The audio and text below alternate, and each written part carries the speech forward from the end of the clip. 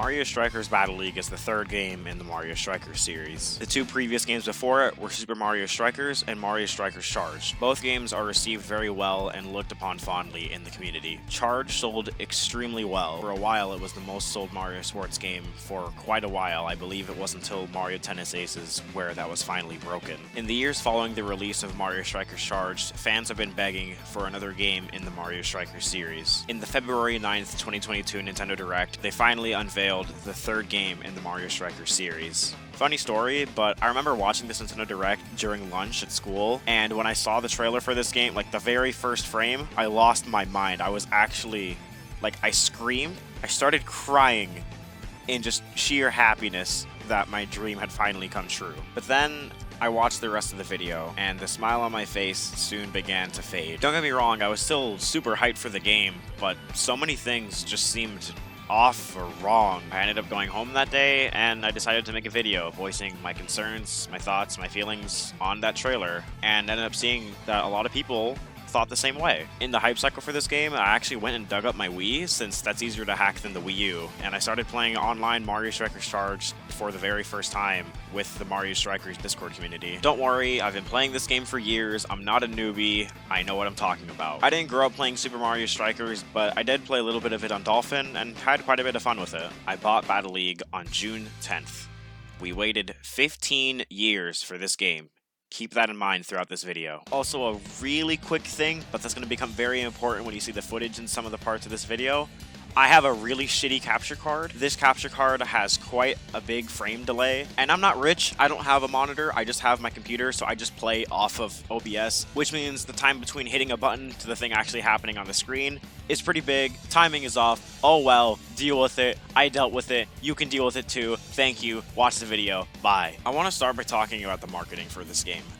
Something that I noticed in the marketing for this is that they barely showed any gameplay of matches that contained the same character on both teams, unless it was Toad's or Yoshi's. I see this as really scummy because it shows that they know they have a really low roster, but they're hiding it from us by not showing it to us. And when they did that, it just made me doubt the game more and more because all they were showing us was the same 10 characters over and over. But anyway, you boot the game up and you're treated to an intro. Just like the previous two games, it has an intro. That's a good thing. Too bad this intro fumbles the ball at almost everything it does. So let's just discuss everything that this intro does wrong. For one, this animation of Mario and Bowser coming out of these portals looks horrible. It's literally just one pose that they are stuck in and they're moving towards the camera kind of quickly with other characters just popping into frame. It's cool enough, I guess, but it looks kind of weird. A lot of the action in this intro seems pretty slow. If you look here, Luigi's just kind of jogging along, moving around Yoshi, not very impressive. This shot right here, this is my least favorite part. This shot with Rosalina.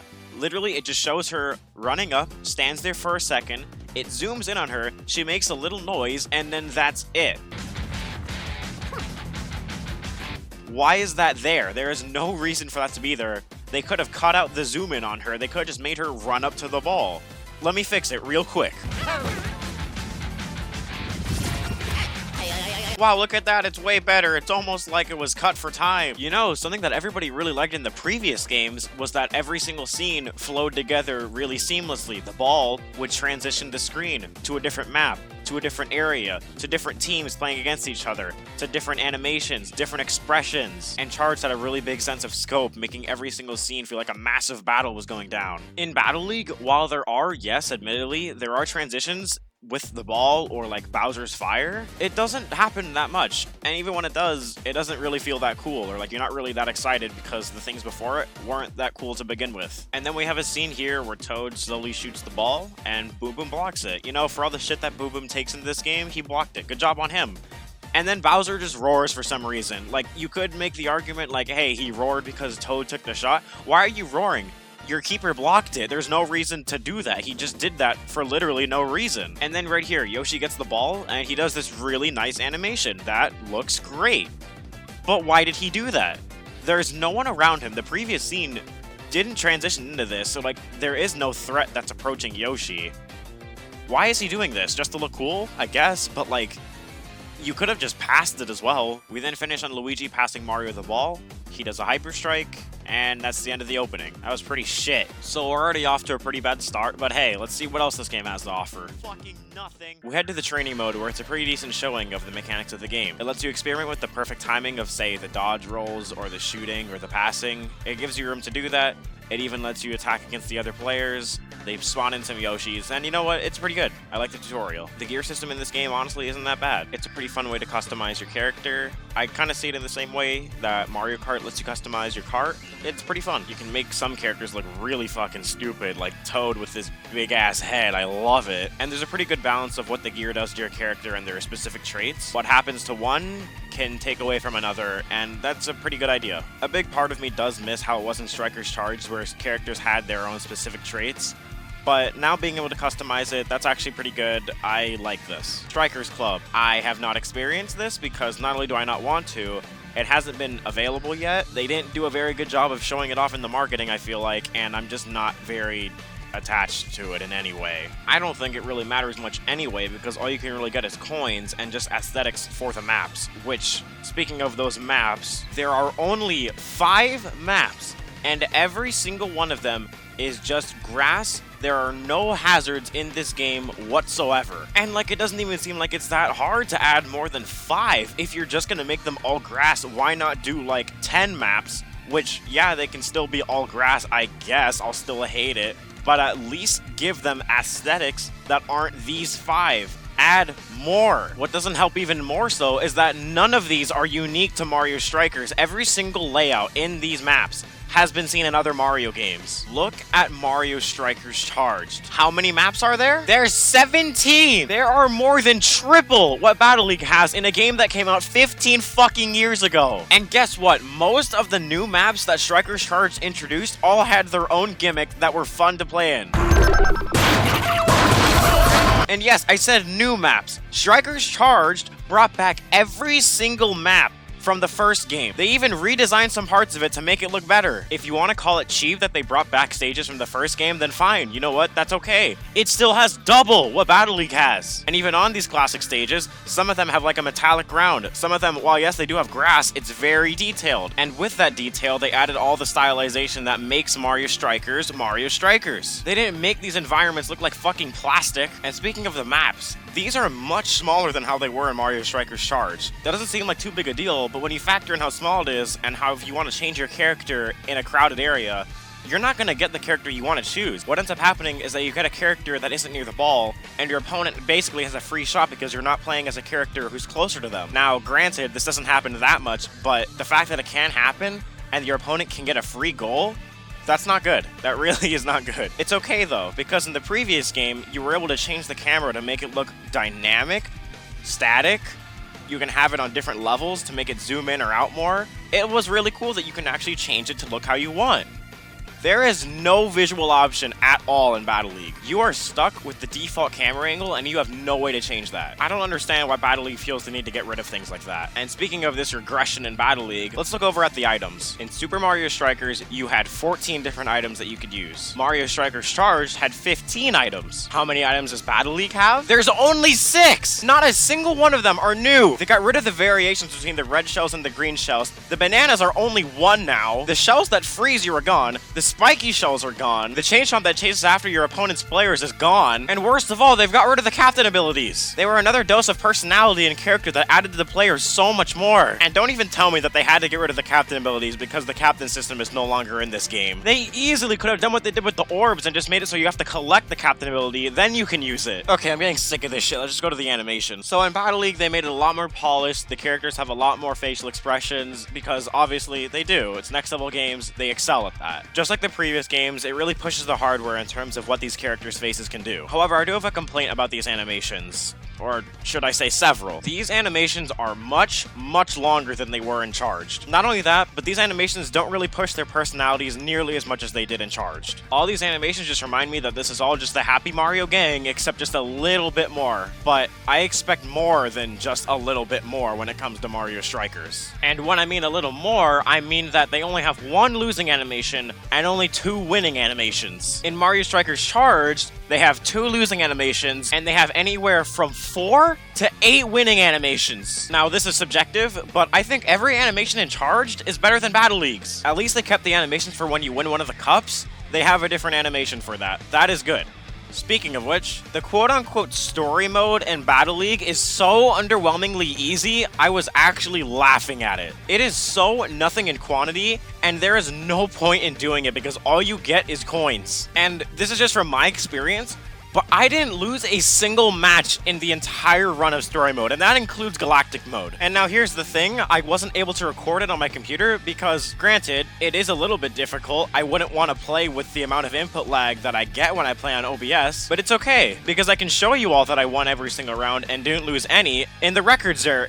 Oh, I can't do that. Oh boy, wouldn't it have been a shame if in the previous game they had a mode where you can look at every single cup that you've played and you can see all the wins and losses, including the date that you beat it on. Oh, wouldn't that be a shame? Fuck you. Speaking of the regression in modes, where's Striker Challenges? In Striker's Charge, these are Mario Kart DS mission mode style events where you'd face off against opponents in different ways. For example, you could be down by 3 points and you have to win by the end of the match. Or you'd have to win by 3 goals in a short time limit. Or you have a keeper who's stripping balls and every time he gets hit by the ball, he gets knocked out for a little bit. The only one that I haven't completed is the last one. You're asked to play as Diddy Kong, but you have to beat the hardest difficulty CPU by 7 goals on one of the hardest stages. That's what I like about this mode though. It's a challenge that doesn't go easy on you. And even then, there's only 12 of them. Not that many, but they're all pretty fun. But it's all made up for because when you beat these challenges, you unlock cheats. Cheats allow you to modify the domination mode matches into a ton of different things. You can have matches where only the captain abilities are active, or you can have it so that the items are completely off, while also having the ball 100% charged, so then every single shot that you make is devastating. There's a ton of variety here. You can even combine some of them and make some crazy matches. Can you guess what Battle League does? Nothing. There's no challenges in the game, which means there's no cheats in the game, which means that that's a whole section of the game that's just completely lost. Thankfully, the music of Battle League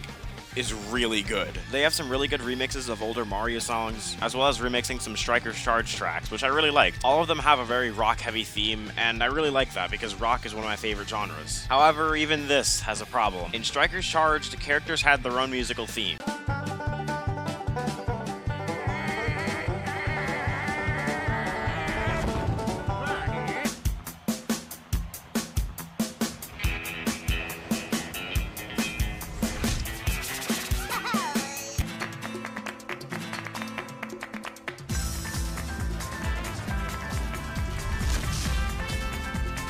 Notice how all 3 of those had completely different genres. Not only did the captains have completely different genres for their music, but so did the sidekicks. They all got music that fit their character extremely well. In Battle League, I didn't even realize that they had their own themes, because every single theme in Battle League sounds the exact same. They all use rock, which means that they all blend in together, which isn't necessarily a problem. It's good to have a soundtrack that all has the same vibe. But in the previous game, there were a ton of different genres at play, while still having rock as the main genre of the game. It was nice having variety, and it's sad to see that variety go. Starting to realize that I haven't really talked about the gameplay too much yet, but that's really just because I don't really have too much to say about it. It has a good foundation. I like how you can do the perfect passes for some of the moves. Overall, yeah, the gameplay, it's good. I just don't think that it's better than Charged because it gets rid of a lot of the mechanics that were in that game, as well as a few other things that I'm going to go over right now. For one, well, this is just something that'll affect longtime players of Strikers, but in the previous game, the button to switch your character would be the same button as the pass button. However, in Battle League, the button that switches your character is now the L button. Not a big problem, but when I first started playing the game, it was really confusing because I wanted to switch my character, and I wasn't doing that because I was clicking the wrong button. This wouldn't be a huge deal if it wasn't for the GameCube game, which uses a traditional controller, had the same button layout as in Striker's Charged, where when you hit the pass button,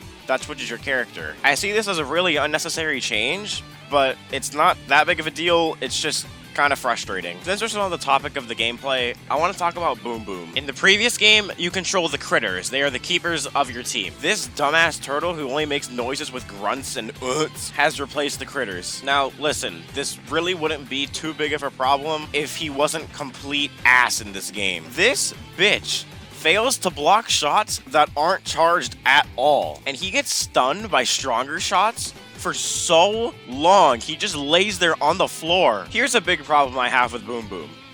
You can't control him. Before, you can control Critter and you had a couple options of what to do with him. With Boom Boom, the only thing you're allowed to do is block a Hyper Strike. Speaking of which, how do you block these? The amount of times that I have blocked the ball from a Hyper Strike but it still goes in is far too often. This happens to my opponents too. They successfully block the ball, but then it still slips past Boom Boom, and I get 2 goals. I don't understand what makes it so that the ball goes in or not, because when we both block the ball, but then it goes in as well, I don't know what I'm doing wrong. Maybe if there was a section in the training mode all about Boom Boom, this wouldn't be an issue. And speaking about those Hyper Strikes, let's talk about that. So in this game, to perform the Hyper Strike, you have to collect an orb, and then you can perform it. You know, I liked how in the previous game, your captain was just able to do a special strike just by skill and not by a random placement of a fucking orb. And this orb can spawn literally anywhere. I've had situations where it just spawns right on top of my opponent and I can't do anything to get it because they already got it. What's even worse is that if it spawns on the other side of the map, the CPU takes over. They can get it themselves. My opponent didn't control that. They shouldn't get it. And even me. My CPU will take over and they'll get the orb. I don't deserve that. I didn't go and get it. Don't go easy on me, especially in the match. You wanna know something that isn't easy? The online mode. The amount of slowdown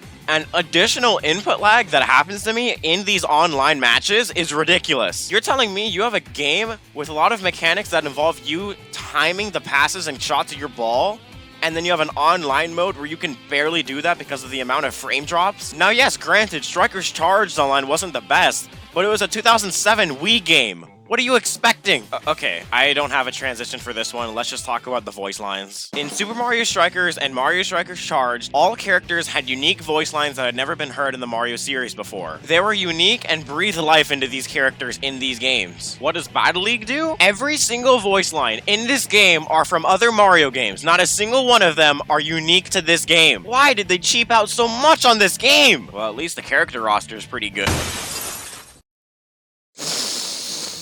Why the fuck are there only 10 characters in this game that came out 15 years after Charged? It's 2007 and Mario Strikers Charged has 20 characters. 2005, Super Mario Strikers has 13 characters. How does a game that comes out 17 years after the first game in a series have less content than that 2005 game? Why even release this game if you have lost all of the heart and soul that people loved about the Strikers series? I would have preferred no game or just a port of the original 2 games, but Nintendo doesn't fucking do that because they want as much money out of you as they can possibly fucking get. They took this beloved series that hasn't got an entry for 15 years and fucking ruined it. I don't care if only a couple parts of this game are even enjoyable. The entire game has lost everything. I could say so much more about this fucking game. I could even compare it to Super Mario Strikers because I feel like that game has more content than this. I am not going to be paying attention to the DLC of this game. I am not going to keep playing this game. And overall, I did not have a good time at this game, and I am seriously tempted to refund this game. Fuck you, Nintendo, and fuck you too.